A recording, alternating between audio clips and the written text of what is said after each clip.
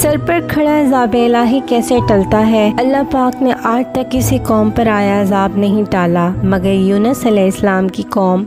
जब यूनुस अलैहिस्सलाम को कौम ने झुठला दिया तो वो कौम को आखिरी पैगाम देकर चल दिए कि 3 दिन के अंदर तुम पर अल्लाह का अज़ाब आ जाएगा। बाद में कौम ने सोचा यूनुस अलैहिस्सलाम ने कभी झूठ तो बोला नहीं, ये बात भी सच्ची ही होगी। दूसरे दिन जमीन थड़की, आसमान पर स्याह बादल छाए। कौम ने जान लिया अज़ाब आने वाला है। सब जवान, बूढ़े, बच्चे, औरतें खुले मैदान में जमा होकर गिर गिरा कर तौबा इस्तग़फ़ार करने लगे। अल्लाह पाक ने उनकी तौबा कबूल करते हुए सर पर खड़ा अज़ाब टाल दिया। कुरान में अल्लाह ने बयान किया, तो कोई बस्ती ऐसी क्यों न हुई कि ईमान लाती तो उसका ईमान उसे नफा देता। हाँ, यूनुस की कौम जब ईमान लाई तो हमने दुनिया की जिंदगी में उसे जिल्लत का अज़ाब दूर कर दिया और एक मुद्दत तक फवाइद दुनियावी से उनको बहरामंद रखा। सूरह यूनुस आयत नंबर 98। आज भी निजात इसी में है। सच्ची तौबा और इस्तग़फ़ार कर लो रब से, वो तुम्हें मसाइब व आलाम से निकाल कर अमन व सलामती अता फरमा देगा। बारिश की जरूरत है तो व इस्तग़फ़ार करो। माशियत तंग हो गई है तो व इस्तग़फ़ार करो। रिज़्क़ की